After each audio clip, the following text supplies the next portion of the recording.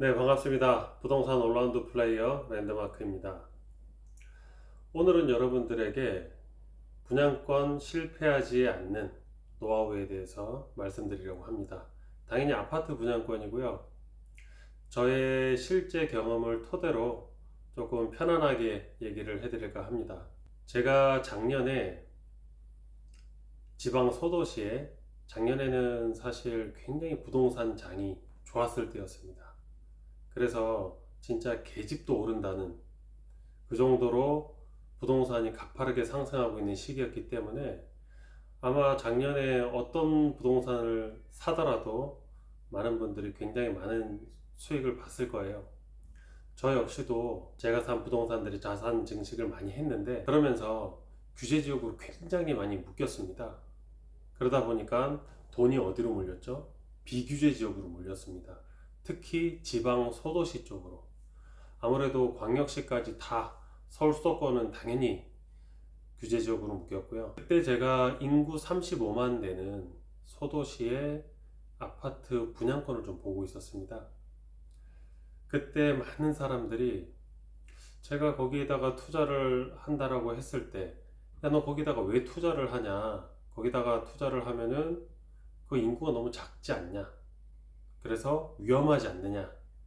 상승폭이, 이런 작은 도시가 과연 얼마나 부동산 상승폭이 있겠느냐 라는 굉장한 주변의 우려를 표시를 했는데, 저 같은 경우에는 사실 남의 말을 듣고 이제 투자를 하는 그런 이제 초보가 아니다 보니까 제 나름대로 굉장히 많이 조사를 했습니다. 일단 첫 번째로 그 지역에 위험도가 없어야 돼요.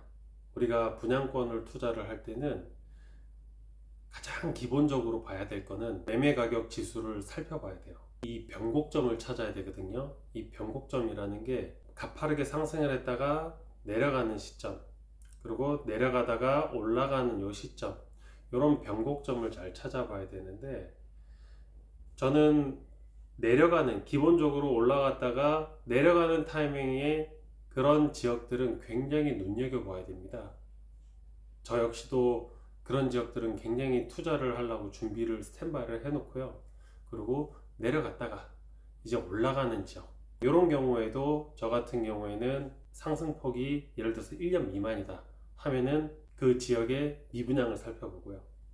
그리고 청약 경쟁률도 살펴보고요. 그리고 공급량도 살펴봅니다. 그리고 하나 더 볼 수 있는 거는 전세가, 이런 것들을 살펴봐서 미분양이 아무래도 많이 없어야 되겠죠. 그리고 향후 앞으로 2, 3년 동안 공급량이 적은지, 이런 것들을 살펴서 봤을 때, 제가 봤을 때는 위험도가 없더라고요. 단지 지방이고 소도시고 인구가 35만 밖에 안 된다, 그런 단점 외에는 사실 괜찮다라고 봤거든요. 그리고 하나 더 봐야 될 거는, 그런 제가 말씀드렸다시피 매매가격 지수 살펴봐서 변곡점을 찾아라. 그 다음에 두 번째, 미분양이 어느 정도인지 살펴봐라. 세 번째, 청약 경쟁률을 살펴봐라. 그 다음에 네 번째, 전세가를 살펴봐라. 전세가 같은 경우에는 전세가가 올라가고 있는지를 살펴보는 거예요. 왜냐하면 전세가가 올라가야지 매매 가격을 밀어 올리거든요, 보통은. 근데 사람들이 전세가를 볼 때 전세가율만 만약에 보면은 큰 실수를 할 수가 있어요. 왜냐면은 매매가가 떨어져도 전세가가 당장에 뚝뚝 떨어지는 게 아니기 때문에, 매매가가 떨어져도 조금 텀을 두고 전세가가 떨어지기 때문에 얘들 같은 경우에는 붙을 수가 있어요. 매매가가 떨어지면 전세가가 붙을 수가 있어요. 그러면은 그 매전 갭이 가깝네 해가지고 투자를 하는 경우가 있단 말이에요. 이렇게 되면은 사실상 전세가는 더 떨어질 가능성이 높거든요. 그래서 단순하게 매매 가격, 매전 갭만 보고 들어가면 안 되고, 이 매전 갭이 가까운 게 전세가가 상승해서 매전 갭이 가까운지, 이게 핵심 포인트입니다.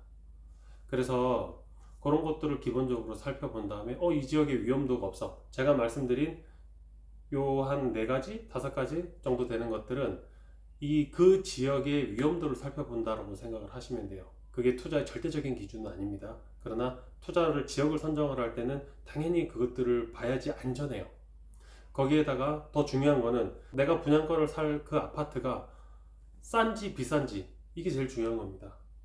아무리 흐름이 좋고 지역의 위험도가 없어도 내가 분양권을 사는 그 아파트 자체 가격이 비싸면은 그 의미가 없어요. 왜? 분양권을 우리가 투자하는 이유는 뭐예요? 돈을 벌려고 투자를 하는 거죠. 그럼 안전 마진이 있어야 돼요. 그럼 내가 들어가려고 하는 그 아파트와 그 옆에 아파트 가격을 비교를 해보면 되죠. 제가 그때 당시에 살려고 하는 아파트가 그 바로 옆에 대장 아파트가 있었는데, 그 현대 힐스테이트가 5억 3천까지 찍었어요. 34평.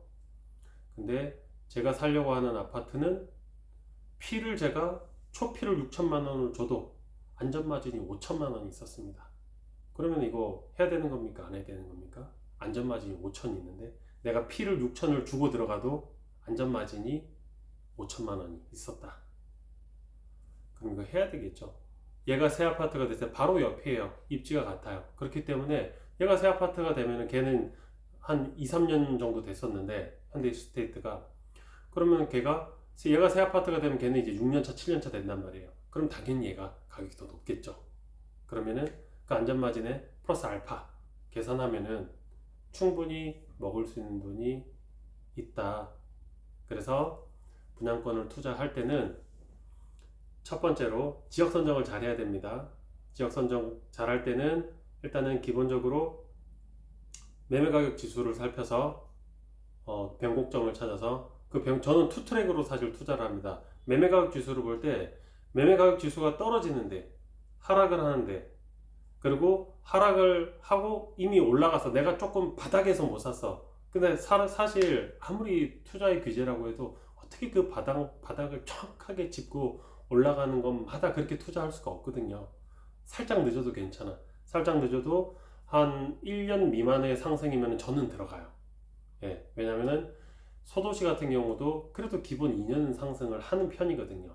그렇기 때문에 1년 미만 상승한 지역 같은 경우에는 저는 위험도를 살펴보고 위험하지 않다라고 판단되면 들어가지만은, 그 지역 같은 경우에는 첫 번째로 미분양도 문제가 없었고 공급량도 향후 앞으로 부족했고, 그 다음에 대장이 가격을 천정을 많이 뚫어놔가지고 충분히 더 올라갈 수 있는 상승 여력도 있었고, 그 다음에 무엇보다도 쌌다 가격이.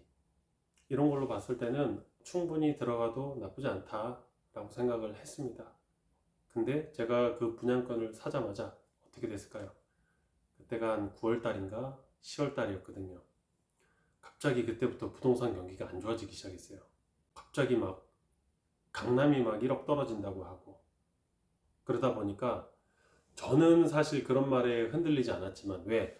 강남이 떨어져도 내가 산 이 지방의 소도시의 분양권 아파트는 떨어지지 않는다라는 확신이 있었습니다. 왜냐? 쌌으니까.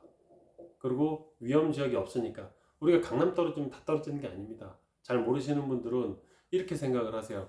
야, 대한민국 최고인 강남이 떨어졌는데 소도시 아파트가 안 떨어지고 버틸 수 있을까? 그렇게 생각하시는 분들이 많아요. 그렇지가 않거든요. 강남 떨어져도 내가 산 소도시 아파트는 안 떨어진다라는 걸 아셔야 돼요. 그거는 부동산마다 사이클이 틀려서 그렇습니다. 지역마다 부동산 사이클은 틀려요. 그렇기 때문에 어느 지역은 올라가도 어느 지역은 떨어지기도 하고, 또 어떤 지역은 떨어져도 어떤 지역은 반대로 올라가기도 하는 겁니다. 그런 부동산의 지역적 특성, 사이클, 이런 것들을 이해한다면은 충분히 강남 떨어져도 내 거 떨어질 걱정을 하실 필요가 없겠죠. 근데 저와 같이 투자하신 분들 중에서도 그 강남 떨어진다는 그 뉴스 듣고 겁나서 파신 분들이 있어요. 그때부터 이제 시장 분위기가 안 좋았었거든요. 제가 사고 나서부터 안 좋았어요. 그렇게 되다 보니까 갑자기 강남 떨어진다 그러지, 그럼 자기가 갖고 있는 것도 떨어지는 거 아니야? 겁나지. 그 공포심에 던진단 말이에요. 던지면 시장이 바로 그걸 살까요? 안 삽니다. 가격을 더 낮춰야지 겨우 살똥말똥해요. 왜냐면은 이 부동산이라는 거는 사실 심리가 전부입니다. 제가 항상 하는 얘기지만 사람의 심리가 전부입니다. 거기에 가격이 반영이 돼요.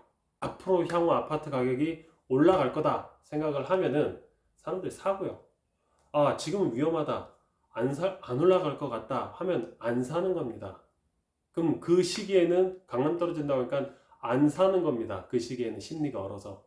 그럼 이 사람은 팔아야 되려고 어떻게 팔아야 돼요? 가격을 엄청 낮춰야 돼요.